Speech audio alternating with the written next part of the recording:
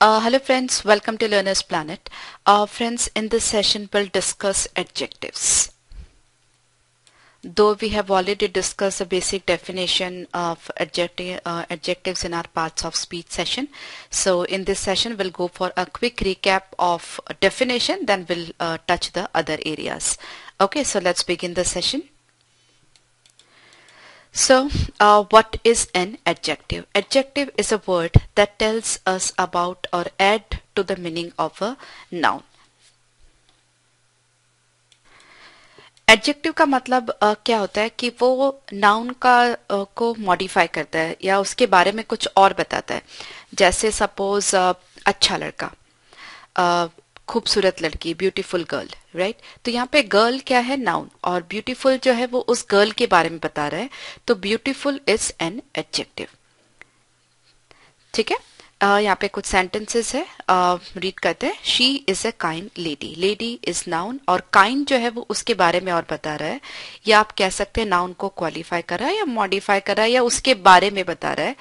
तो काइंड जो है वो adjective. Similarly, I like this pen. Anu lives in a large house. Ravi is a strong player. Ravi एक player है. अब वो किस तरह का प्लेयर है? स्ट्रॉन्ग. ये घर है. कैसा घर है? बहुत बड़ा. ठीक है. तो ये सब जो है वो सब एडजेक्टिव है. I like this pen. हम जो पेन की बात करें वो कौन सा है? ये पेन. ठीक है. तो ये भी एडजेक्टिव. अब कितनी तरह के एडजेक्टिव होते हैं वो हम यहाँ पे डिटेल में डिस्कस करेंगे अभी. The main kinds of adjectives are. Okay, सबसे पहले डेमोन्स्ट्रेटिव, जिससे आप किसी को भी पॉइंट आउट कर सकते हैं. जैसे मैंने यहाँ पे बताया आई लाइक दिस पेन, मतलब यहाँ पर कोई एक पेन पड़ा है और आप उसको पॉइंट आउट कर रहे हो कि ये पेन मुझे पसंद है. ठीक है. सो ये हुआ डेमोन्स्ट्रेटिव एडजेक्टिव.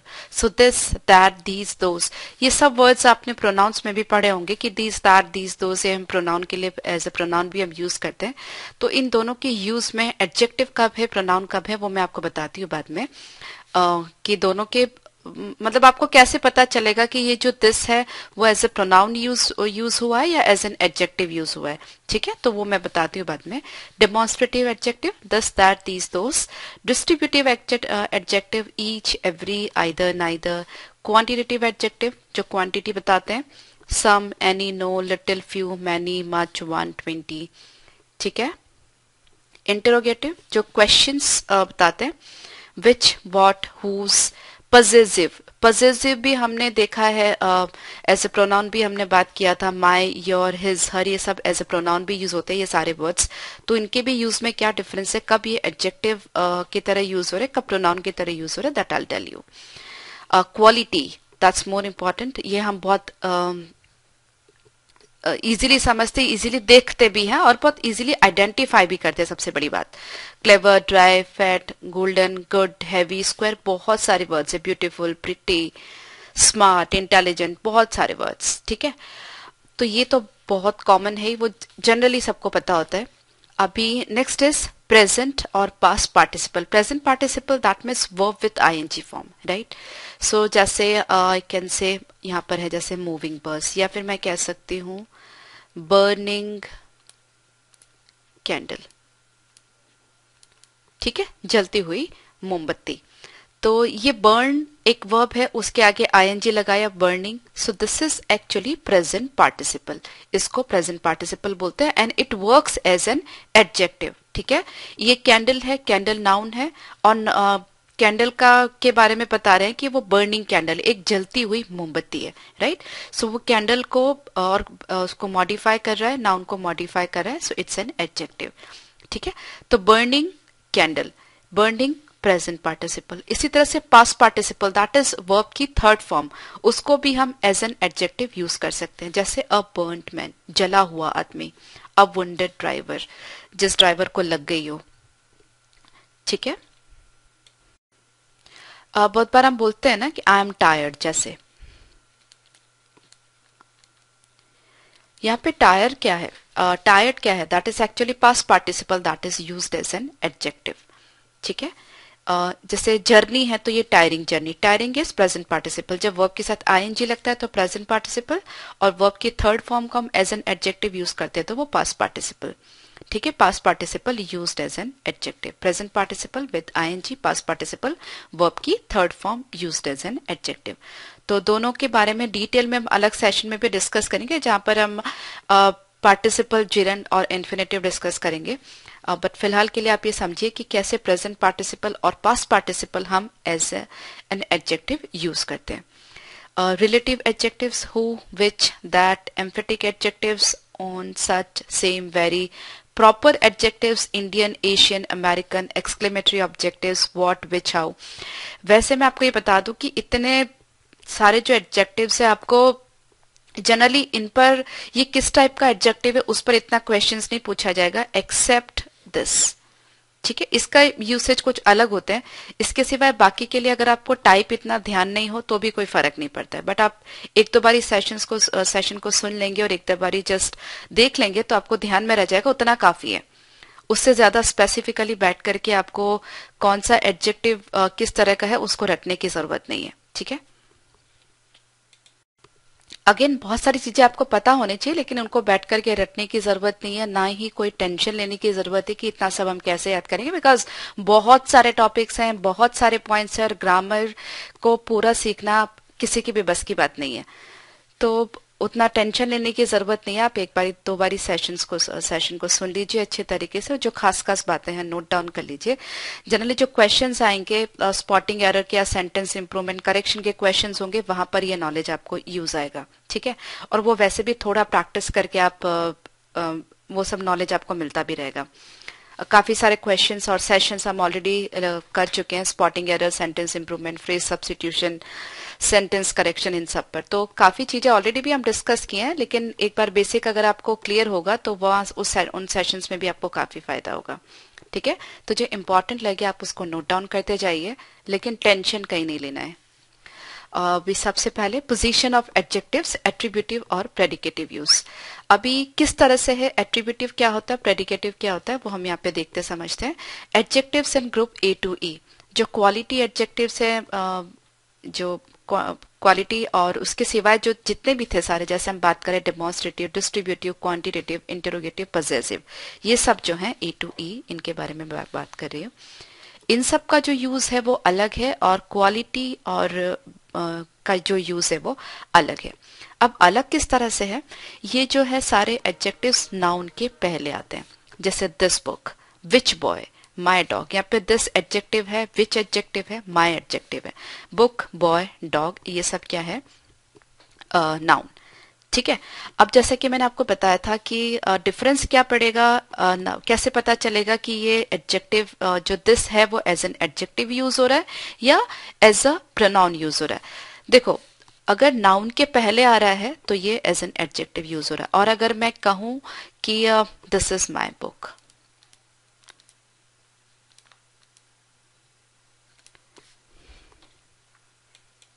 यहां पे जो दिस है वो एज अ प्रोनाउन यूज हो रहा है। ठीक है, और यहां पे दिस बुक, ये जो दिस है वो एज एन एडजेक्टिव यूज हो रहा है। ठीक है, लेकिन यहां पर जो माय है वो एज एन एडजेक्टिव यूज हो रहा है, राइट, पजेसिव एडजेक्टिव, जैसा कि मैंने आपको बताया, माय, योर। लेकिन दिस जो है वो यहाँ पर एज ए प्रोनाउन यूज हो रहा है।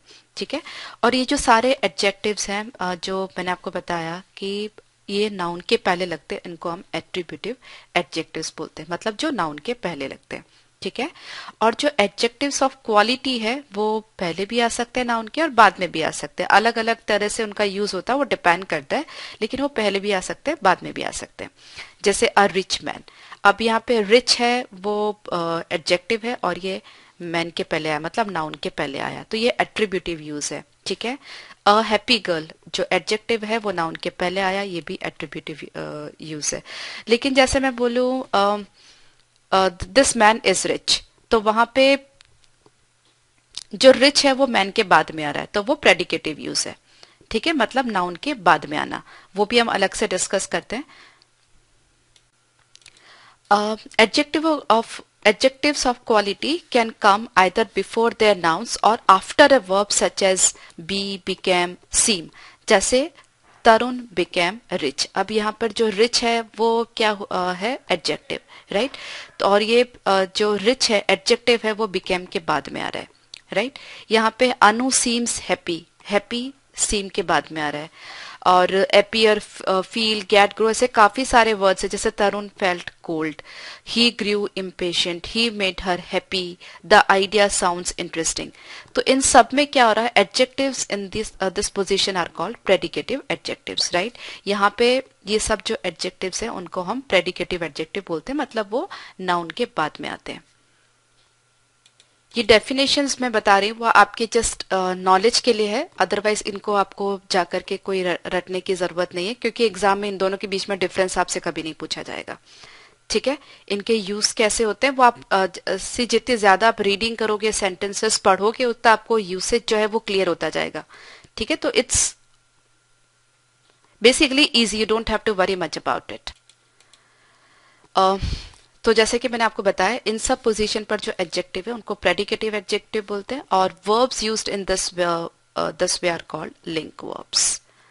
ठीक है, तो दो तरह के यूज हमने देखे, एट्रीब्यूटिव और प्रेडिकेटिव. एट्रीब्यूटिव नाउन के पहले, प्रेडिकेटिव नाउन के बाद में, राइट? लेकिन बहुत सारे जो वर्ब्स ऐसे हैं कि जो एडजेक्टिव होता है वो उनके बाद में ही आता है, नाउन पहले आता है. जैसे कि यहाँ पर एग्जाम्पल दिया, became, seem, जैसे अनु seems happy, तरुण became rich. तो यहाँ पे जो एडजेक्टिव है वो सब वर्ब के बाद में आ रहे हैं. ठीक है, और हम कह सकते हैं कि नाउन के बाद में आ रहे हैं, राइट? तो ये जो became है, seems है, ये लिंक वर्ब है, और जो ये एडजेक्टिव है ये प्रेडिकेटिव एडजेक्टिव है, क्योंकि ये नाउन के बाद में आ रहे हैं, राइट?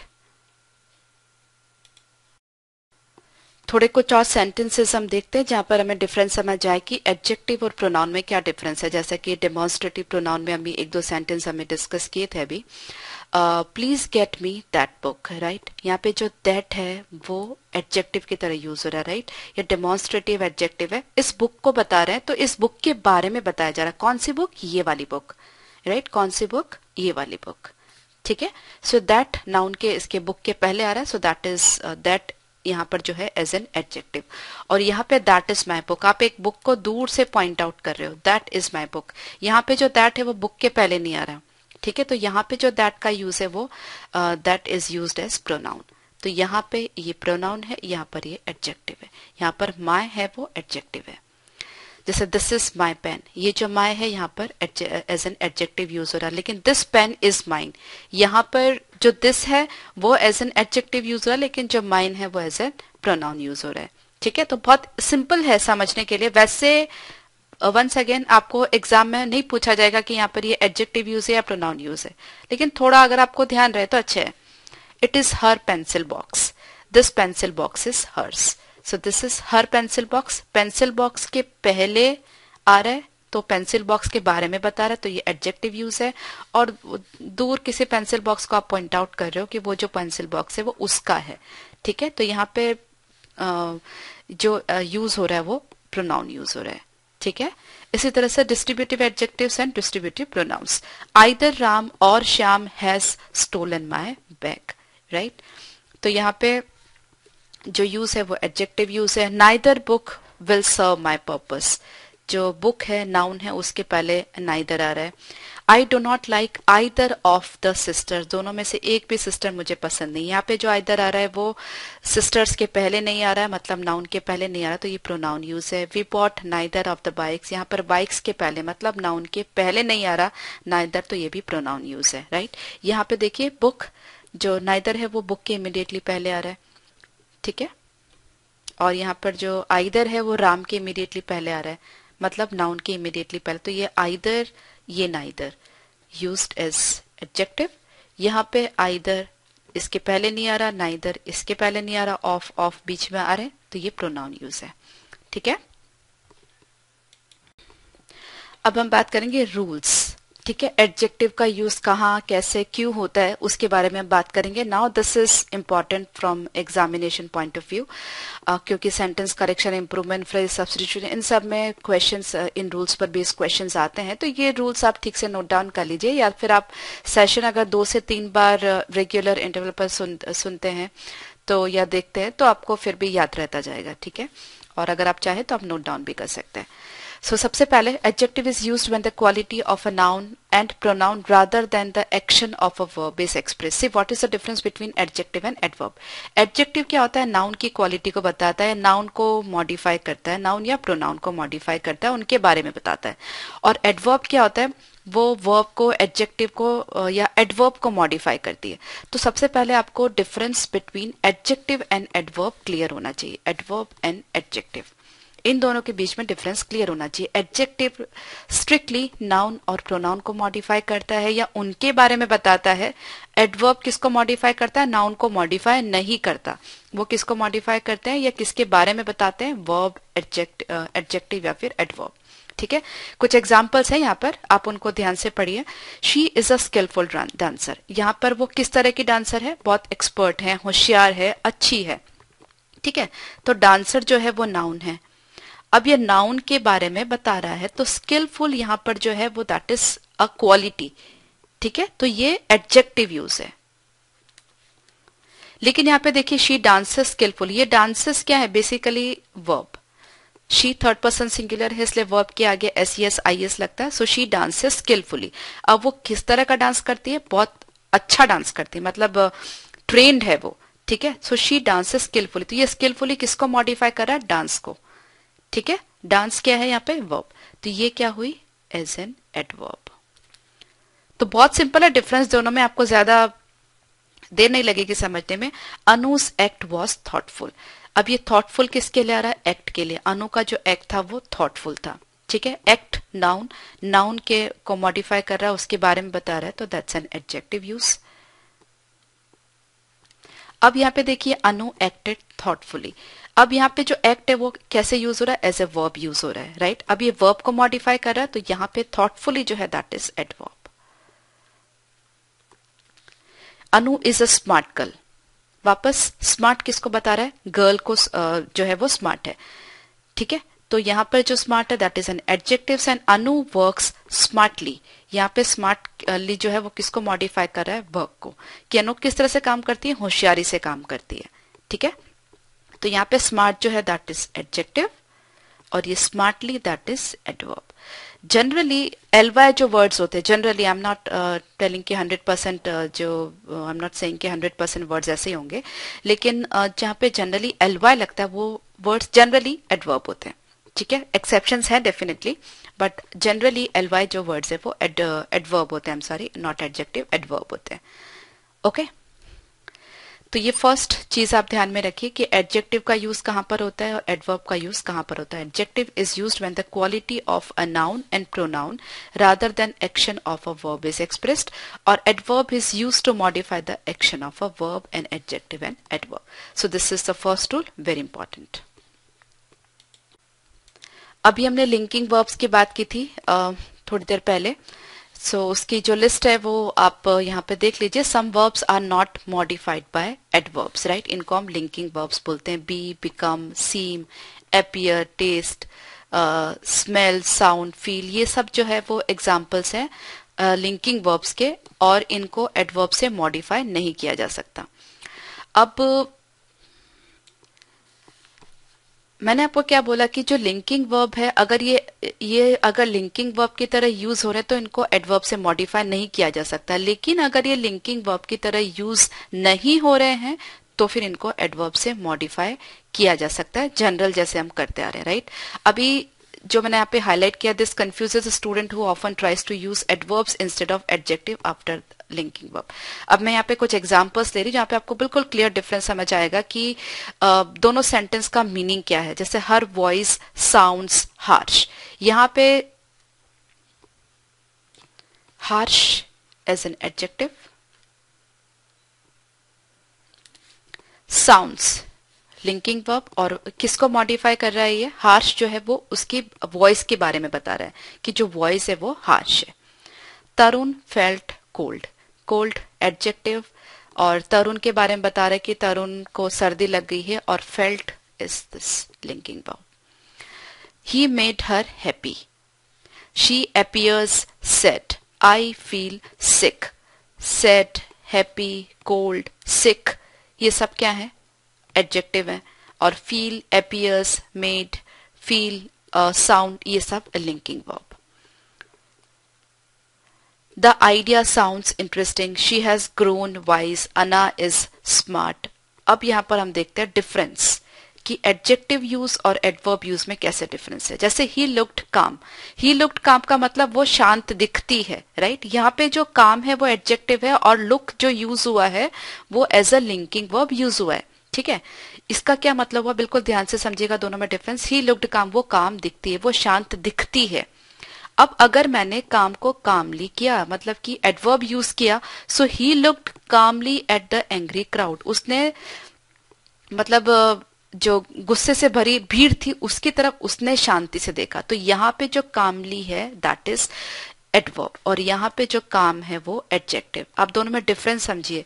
उसका एक्सप्रेशन काम था, और यहाँ पर उसने भीड़ की तरफ जो देखा वो गुस्से से देखा. ठीक है, तो दोनों यूसेस अलग अलग हैं, तो कोई कंफ्यूजन आपको नहीं होना चाहिए. यहाँ पे जो काम यूज हुआ, ये जो लुक यूज हुआ, it's an as an linking verb. ठीक है, और यहाँ पर इट्स नॉर्मल. यहाँ पे जो लुक है वो नॉर्मल यूज है. ठीक है, जब हम इन वर्ड्स का, लुक का, सीम का, जैसे मैंने आपको बताया कि इनका जब हम नॉर्मल यूज करते हैं, मतलब लिंक वर्ब की तरह यूज नहीं करते हैं, तो they can be modified by adverbs. ठीक है, और भी एग्जाम्पल लेते हैं. शी टर्न्ड पेल, वो पीली पड़ गई है, right. She became pale. He turned, अब he turned angrily to the man behind, वो पीछे की तरफ उसने किसी को मुड़ करके देखा. तो ये टर्न और ये टर्न दोनों का यूज अलग अलग. ये turn as a linking verb use आ रहा है, और ये एज अ नॉर्मल. ठीक है, उसने मुड़ करके देखा. ओके, मतलब उसने एक्ट किया, और यहाँ पर उस पर एक्ट हो रहा है, मतलब वो पीली पड़ गई है. The soup tested horrible, right. यहाँ पे जो टेस्टेड है that is adjective. I am sorry, horrible is adjective, tested linking verb, और सूप को ये मॉडिफाई करा, सूप हॉरिबल है. और ही टेस्टेड द सूप, यहाँ पर उसने सूप टेस्ट किया, तो यहाँ पर इट्स अ नॉर्मल वर्ब. यहाँ पे लिंकिंग वर्ब, यहाँ पे नॉर्मल. ठीक है, the soup suspiciously, suspiciously adverb. तो आपको समझ आ रहा है अच्छे से. She looked calm and quiet, looked linking verb. She looked at her angry husband calmly and quietly, यहाँ पर जो है ये calmly and quietly adverb. The mangoes taste sweetly, she talks sweetly. तो यहाँ पर the mangoes taste sweet, ly नहीं आएगा, लेकिन शी टॉक्स स्वीटली. तो यहाँ पे जो टेस्ट है दैट इज लिंकिंग वर्ब, और यहाँ पे जो टॉक्स है दैट इज नॉर्मल वर्ब. ठीक है, अभी आपको ये कॉन्सेप्ट क्लियर हुआ होगा कि जितने भी सारे वर्ब्स मैंने यहाँ पे लिखे हैं, कुछ लिस्ट मैंने दी है यहाँ पे, और इसके सिवाय भी काफी होते हैं, लेकिन जनरल ये जो यूज आते हैं वो मैंने सब यहाँ पर इकट्ठे करके रखे हैं. सो ये सारे जो भी वर्ड्स हैं, इनको ये जब मॉडिफाई नहीं होता एडवर्ब से, तो इनको एज अ लिंकिंग वर्ब हम यूज करते हैं, एडजेक्टिव के पहले यूज होते हैं. और जब इस तरह से लिंकिंग वर्ब की तरह यूज नहीं होते हैं, तो हम इनको एडवर्ब से जैसे यूजुअली हम मॉडिफाई करते हैं उस तरह से कर सकते हैं. अभी ये जो कॉन्सेप्ट है, इस पर बेस्ड स्पॉटिंग एरर के क्वेश्चन आ सकते हैं, या सेंटेंस इंप्रूवमेंट के क्वेश्चन आ सकते हैं. जैसे बहुत सिंपल एग्जांपल मैं यहाँ पर लेती हूँ. She talks the mangoes taste sweetly. ठीक है, अभी सेंटेंस में क्या एरर है, द मैंगोज टेस्ट स्वीट होना चाहिए, स्वीटली नहीं. क्यों? क्योंकि टेस्ट यहाँ पर क्या है, it is linking verb, right. So linking verb है, तो इसके बाद में एडजेक्टिव आना चाहिए, एडवर्ब नहीं. ठीक है, तो अगर आपको थोड़ा सा बेसिक क्लियर है, तो आप इस तरह के जो स्पॉटिंग एरर्स के क्वेश्चंस है वो इजीली अटेम्प्ट कर पाओगे. आम का टेस्ट कैसा है, तो मीठा है. ठीक है, तो जो टेस्ट है आम का वो मीठा है. और यहाँ पे वो बात किस तरह से करती है, तो टॉक्स के लिए आ रहा है, वो बात कितनी मीठी तरीके से बात करती है, मतलब बहुत सॉफ्टली अच्छी तरह से बात करती है, तो बात करने के लिए ये यूज आ रहा है। तो यहाँ पे स्वीटली दैट इज एडवर्ब, यहाँ पे sweet that is adjective. Next देखते हैं। Okay, some adjectives can be used only attributively or only predicatively, and some change their meaning when moved from one position to other. मतलब attributive use और predicative use क्या होता है, मैंने आपको पहले बताया, ना उनके पहले आते हैं या ना उनके बाद में आते हैं, उनके हिसाब से हम बताते हैं कि वह attributive use है या फिर predicative. ओके अब कई बार क्या होता है कि जब बहुत सारे adjectives हैं वो दोनों तरह से यूज होते हैं, एट्रीब्यूटिवली भी यूज होते हैं और प्रेडिकेटिवली भी यूज होते हैं, लेकिन क्या होता है एक पोजीशन से दूसरी पोजीशन पर जाने से उनका जो है मतलब बदल जाता है। ठीक है, तो वैसे बहुत सारे हैं हमारे पास examples, bad, good, big, small, heavy, light, इस तरह के जो एक्सप्रेशन है, जैसे as good swimmer, small farmer, heavy drinker, light sleeper, ये cannot be used predicatively without changing the meaning. ठीक है, अब जैसे यहाँ पर एग्जाम्पल दिया है मैंने, a small farmer, a small farmer, a small farmer मतलब जिसके जो छोटे किसान होते हैं, जिसके पास कम जमीन है, लिमिटेड काम करते हैं, उनको हम स्मॉल फार्मर बोलेंगे। लेकिन अगर मैं ऐसा कहूं द फार्मर इज स्मॉल, तो क्या मतलब हो कि हम उसके फिजिकल अपीयरेंस की बात करें कि उसकी हाइट है वो कम है, या साइज मतलब वेट कम है, या ऐसा कुछ भी करके, ठीक है, बट वो हम उसके फिजिकल स्ट्रक्चर की बात करें। और अ स्मॉल फार्मर कहें तो वो एक छोटे ये उसके पास लैंड कम है, उस तरह से हम बात करें। तो दोनों में आपको डिफरेंस समझ आ रहा होगा कि स्मॉल आपने फार्मर के पहले यूज किया, मतलब ये जो था वो एट्रीब्यूटिव यूज है, और द फार्मर इज स्मॉल ये प्रेडिकेटिव यूज है। तो दोनों के मीनिंग में क्या डिफरेंस हो रहा है। इसी तरह से the meaning of early and let में डिपेंड ऑन देयर पोजीशन। ठीक है, अब अर्ली पहले आता है और बाद में आता है, तो उससे डिफरेंस क्या पड़ता है सेंटेंस में, वो आप ध्यान से समझिए। जैसे एन अर्ली और अ लेट ट्रेन, मतलब कि अर्ली ट्रेन मतलब a train schedule to run early और late in the day. Suppose जैसे सुबह में 4:30 बजे की ट्रेन है, तो आप क्या बोलोगे, this is an early train, मतलब बहुत जल्दी आती है। ठीक है, तो जिसका शेड्यूल ही बहुत जल्दी है, मतलब उसका टाइमिंग ही ऐसा है कि जो बहुत जल्दी होता है। ठीक है, तो that is an early train. या लेट ट्रेन क्या होगी, जो सपोज रात को 10 साढ़े 10 बजे की ट्रेन, तो आप बोलोगे we have a late train, मतलब कि जो बहुत रात में चलती है। लेकिन द ट्रेन इज अर्ली का मतलब क्या हो गया, वो उसका जो शेड्यूल था वो उससे पहले ही आ गई है। या जो ट्रेन लेट है, हम ऐसा बोलते हैं ना, द ट्रेन इज लेट, इसका मतलब उसका जो शेड्यूल था वो उसके बाद में आई है, या बाद में आएगी, या बाद में आने वाली है। ठीक है, सो एन अर्ली ट्रेन और the train is early, an early train and the train is early, दोनों के मीनिंग में क्या डिफरेंस है। एन अर्ली ट्रेन जिसका शेड्यूल बहुत जल्दी है, लेकिन द ट्रेन इज अर्ली मतलब जिसका शेड्यूल के वो पहले आ गई है। अ लेट ट्रेन मतलब जिसका जो शेड्यूल है वो बहुत लेट है, और द ट्रेन इज लेट का मतलब जिसका जो ट्रेन अपने शेड्यूल से बाद में आई है। ठीक है, तो जब हम वर्ड्स को इधर उधर करते हैं तो पोजीशन उनकी चेंज करते हैं, तो कैसे मीनिंग बदलता है उसके एग्जांपल्स मैंने आपको यहाँ पर दिए। ठीक है, फिर एक इंपॉर्टेंट वर्ड है प्रिटी। ठीक है, इसका यूज देखिए बहुत अपनी डे टू डे लाइफ में भी हम काफी बारी करते हैं। If it is followed by another adjective with no comma between, then it is an adverb of degree meaning very quite right. जैसे यहाँ पर एग्जांपल लिया मैंने, she is a pretty tall girl, मतलब एक शब्द जो मैंने आपको बोला she is a pretty girl, मतलब वो ब्यूटीफुल मतलब खूबसूरत लड़की है। लेकिन she is a pretty tall girl मतलब वो उसकी हाइट कुछ ज्यादा ही है, नॉर्मल से थोड़ी सी ज्यादा ही है, मतलब उसको हम वेरी और या क्वाइट के यूज में कह सकते हैं। So she is a pretty tall girl, but a pretty और टॉल गर्ल और more usually a tall pretty girl means a girl who is both tall and pretty. ठीक है, so pretty tall and a tall pretty girl, comma लगा रहे हैं बीच में, तो मतलब वो जो लड़की है वो टॉल भी है प्रिटी भी है। लेकिन प्रिटी टॉल कोई कॉमा नहीं है बीच में, तो वो लड़की नॉर्मल से थोड़ी सी ज्यादा लंबी है, या फिर हम कह सकते हैं कि वेरी टॉल या फिर क्वाइट टॉल। ठीक है, इन दोनों के मतलब आपको क्लियर होंगे। तो जैसे कई बार हम बात करते दैट्स प्रिटी इजी, मतलब बहुत इजी है, ठीक है। तो प्रिटी का स्पेशल जो यूज है वो मैंने आपको बताया कैसे इसको हम यूज कर सकते हैं as an adverb of degree, जिसका मतलब हो वेरी, ठीक है। She is a pretty tall girl, मतलब कि वो बहुत लंबी लड़की है या नॉर्मल से लंबी है। But a pretty and comma tall girl, that means वो प्रिटी भी है और टॉल भी है, ठीक है। लंबी ज्यादा नहीं है, pretty tall and pretty comma tall, मतलब वो प्रिटी भी है टॉल भी है, लेकिन कॉमा नहीं है तो वो लंबी ही ज्यादा है। खूबसूरती का यहाँ पे कोई जिक्र नहीं है। She is a pretty tall girl, मतलब यहाँ पे उसकी जो खूबसूरती है उसके बारे में कोई जिक्र नहीं है, लेकिन यहाँ पर प्रिटी कॉमा टॉल मतलब कि उसकी खूबसूरती का भी जिक्र है और उसकी लंबाई का भी, ठीक है। अभी जो बहुत इंपॉर्टेंट है, degrees of comparison, positive, comparative, superlative, right. तो कैसे यूज करते हैं वो हम आगे धीरे धीरे डिस्कस करेंगे।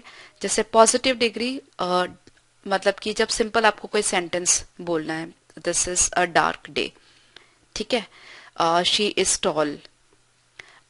कंपैरेटिव कब यूज करते हैं, जब दो जनों में हमें कंपैरिजन करना हो, स्ट्रिक्टली दो जनों में, ठीक है। दो इंडिविजुअल्स में जब भी कंपैरिजन होगा तो कंपैरेटिव डिग्री यूज करेंगे, और पूरे ग्रुप से अलग करना है तो superlative, right. So she is the tallest girl of our class, जैसे she is the tallest girl of our class. Taller, जैसे Radha is taller than Seema, ठीक है। राधा और सीमा में कौन ज्यादा लंबा है, राधा। सो राधा इज टॉलर देन सीमा। यहाँ पे राधा और सीमा दोनों में कंपैरिजन हो रहा है, दोनों की हाइट में कंपैरिजन हो रहा है, ठीक है।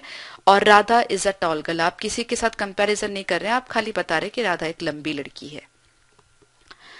ओके, अब one syllable adjectives form their comparative and superlative by adding er est to the positive form. Bright, brighter, brightest. One syllable मतलब कि अगर वर्ड टूटता नहीं हो, जैसे bright वो एक ही साथ पूरा बोला चला जाता है, तो bright, brighter, brightest, dark, darker, darkest, tall, taller, tallest.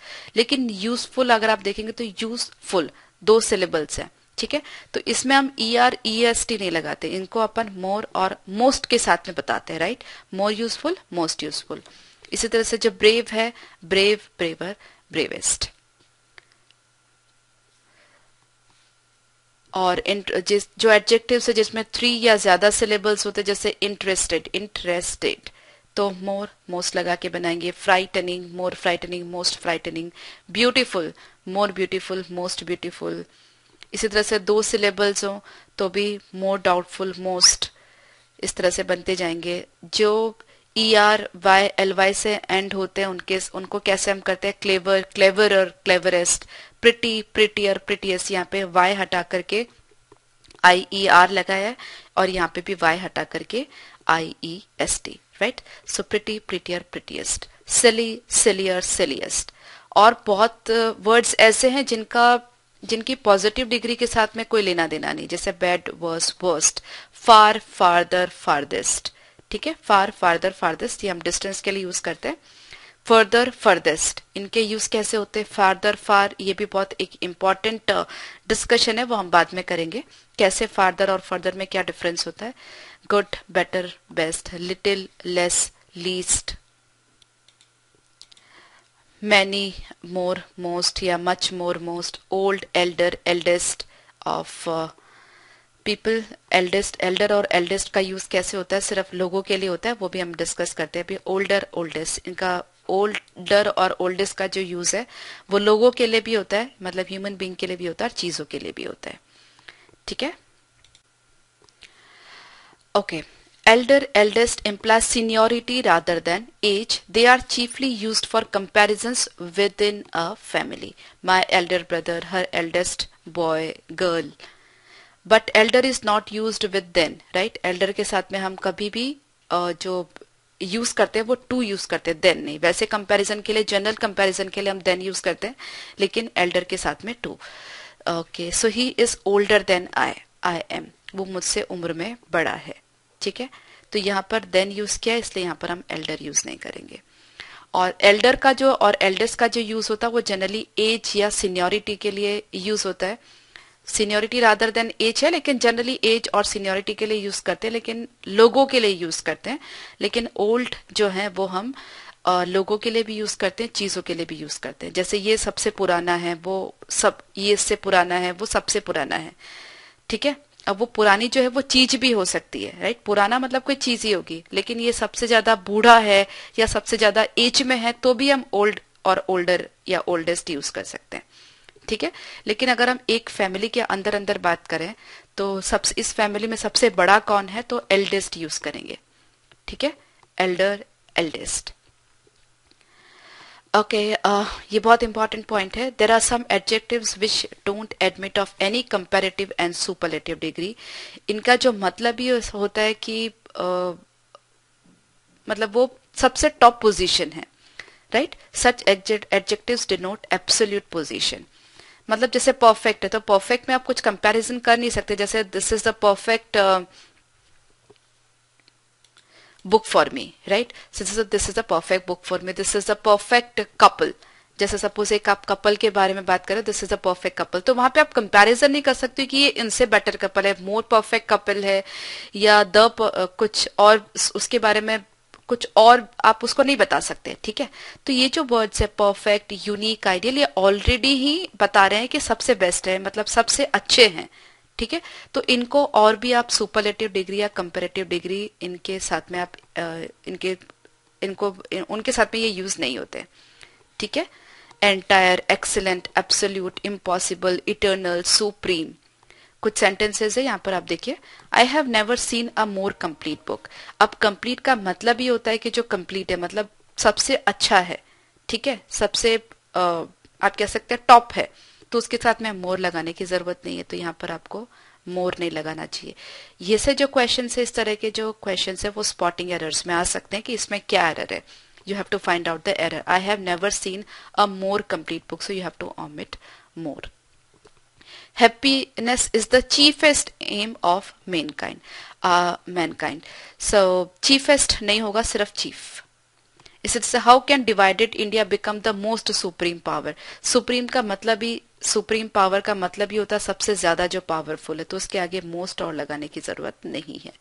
तो ये सारे वर्ड्स आप एक बारी नोट डाउन कर लीजिए या जस्ट एक बार नजर घुमा लीजिए। आपको ध्यान रहना चाहिए कि ये जो सब वर्ड्स हैं दे डिनोट एब्सोल्यूट पोजीशन, सो उनके साथ में कोई कंपैरेटिव डिग्री, सुपरलेटिव डिग्री को हम यूज नहीं करेंगे, ठीक है। पढ़ लीजिए वापस। Perfect, unique, ideal, chief, universal, extreme, complete, entire, excellent. Excellent खुद ही बता रहा है कि वो सबसे अच्छा है, तो और क्या यूज करना है उसके साथ में। एब्सोल्यूट, इम्पॉसिबल, इटर्नल, सुप्रीम, ठीक है। ओके, एक और बहुत important rule. Certain English comparatives have lost their comparative meaning and are used as positive. They can't be followed by than. Former, latter, elder, hinder, upper, outer, inner, utter, major, minor, exterior, interior, superior, inferior, ठीक है। ये सब सारे के सारे जो words हैं उनको हम उनके आगे हम देन नहीं लगाते। बहुत इंपॉर्टेंट है, ध्यान रखिएगा। जैसे कि मैंने आपको बताया ही इज एल्डर देन में नहीं होगा, he is elder to me, ठीक है। इसी तरह से she is senior to me, she is junior to me, ये भी पढ़ लीजिए, फिर एक साथ हम एग्जांपल्स देखते हैं। Prior, junior, senior, superior, inferior, prefer, preferable, इन सब के साथ में हम जो है वो टू लगाते हैं, देन नहीं, ठीक है। एग्जाम्पल्स पढ़ते हैं, तो ये बहुत इंपॉर्टेंट है कि इन सब के साथ में अगर कभी भी देन लगा है तो वो आपको स्पॉटिंग एरर में अगर क्वेश्चन पूछे जाते हैं और इन सब के साथ में किसी के भी साथ में अगर देन लगा है तो वो एरर आप इजीली फाइंड आउट कर सकते हो, right. She is senior to me, she is junior to me, she is superior to me, I prefer tea to coffee. I prefer tea, than coffee नहीं होगा, I prefer tea to coffee, ठीक है। Coffee is preferable to tea. मतलब ऐसे जो भी जहां पर भी ये सब वर्ड्स यूज हो रहे हैं वहां पे कंपैरिजन के लिए हम जो है वर्ड जो टू यूज करते हैं, देन नहीं। तो ये बहुत इंपॉर्टेंट है, इसको आप नोट डाउन करके रख लीजिए। एग्जाम्पल्स भी पढ़ते हैं। Both the tigers and the leopard are cats. Both the tiger and the leopards are cats. The former is much larger than the latter, ठीक है। फॉर्मर, लेटर, मतलब जो फॉर्मर हम किसके लिए यूज करें, टाइगर के लिए, और लेटर किसके लिए यूज करें, लेपर्ड के लिए। तो जो फॉर्मर और लेटर है ये पोजीशन के लिए यूज आता है। फॉर्मर मतलब पहली पोजीशन जिसकी है, लेटर मतलब बाद वाली पोजीशन जिसकी है। ठीक है, former latter. The inner meaning of this letter is not clear. देख रहे हैं आप यहाँ पे इनर का जो हमने यूज किया है वो किसी कंपैरिजन के लिए यूज नहीं किया है। Certain have lost their comparative meaning. ठीक है, यहाँ पे जो सीनियर इंफीरियर है इसको थोड़ा अलग करके चलते हैं। ये बेसिकली इस कैटेगरी में होंगे जिनके साथ हम टू यूज करते हैं, लेकिन ये इनमें थोड़ा कंपैरिजन, इनमें कंपैरिजन इन्वॉल्व है, इसलिए मैं इनको अलग कर रही हूँ। और अब देखिए, the inner meaning of this letter is not clear. The soldiers run to defend the outer wall. The man is utter fool. और वो सारे कंपैरेटिव एडजेक्टिव्स जिसके साथ हम टू यूज करते हैं उसकी पूरी लिस्ट है, भी नोट कर लीजिए। Prior, junior, senior, superior, inferior, prefer, preferable, elder, इन सब के साथ में हम टू यूज करते हैं। He is senior than me, नहीं, he is senior to me. Lemon juice is preferable than tea to tea. My sister is elder to me. She prefers coffee, okay, to tea. She is comparatively smarter than her husband. Comparatively के बाद में smarter नहीं लगाएंगे क्योंकि यहाँ पर already comparison हम use कर चुके हैं, तो स्मार्टर की जगह हम सिर्फ स्मार्ट यूज करेंगे। Than her husband. She is more senior to her boss in service. Senior के बाद मोर लगाने की जरूरत नहीं है, सीनियर अपने आप में एक कंपैरिजन वाला वर्ड है। Milk is more preferable, again more की जरूरत नहीं है, प्रेफरेबल का मतलब ही कंपैरिजन है। ठीक है, तो ये दोनों लिस्ट बहुत इंपॉर्टेंट है। जो अपना कंपैरेटिव मीनिंग जिनके नहीं यूज करते, चाहे उनके आगे ER लग रहा है तो भी वो जो लिस्ट है वो भी आप नोट डाउन कर लीजिए। और जिनका हम कंपैरिजन की तरह यूज करते हैं लेकिन देन की जगह टू लगाते हैं वो भी आप नोट कर लीजिए। तो ये दोनों लिस्ट बहुत इंपॉर्टेंट है। इनको सबको हम सिर्फ एज ए पॉजिटिव यूज करते हैं, जैसे मैंने आपको एग्जांपल्स भी दिए यहाँ पर। और ये जो कंपैरेटिव एडजेक्टिव्स हैं जो लिस्ट है यहाँ पर, इन सब के साथ में हम टू की देन की जगह टू यूज करते हैं। ठीक है, सो फ्रेंड्स, अगले सेशन में एडजेक्टिव्स के बारे में हम और डिस्कस करेंगे और डिटेल में जानेंगे। काफी सारे रूल्स अभी और भी हैं, वो हम डिस्कस करेंगे अगले सेशन में। ये सेशन आप अच्छे से रिवाइज करिए, जितने इंपॉर्टेंट पॉइंट्स है आप नोट डाउन करते जाइए। ठीक है, ताकि जब भी आप क्वेश्चंस करने बैठे स्पॉटिंग एरर्स के या सेंटेंस करेक्शन इंप्रूवमेंट के, तो आप इजीली कर पाए। आप एडजेक्टिव से रिलेटेड जितने भी एरर्स हैं वो आप इजीली फाइंड आउट कर पाए। ठीक है, और ये मान के चले कि आपको हर सेशन कम से कम 2 से 3 बार देखना पड़ेगा, तभी जाकर के आपको जो कॉन्सेप्ट्स है वो दिमाग में बैठेंगे। नहीं तो प्रैक्टिस नहीं होगी या अच्छे से देखा नहीं होगा तो जब आप क्वेश्चंस करने जाएंगे आपको ध्यान में नहीं आएगा।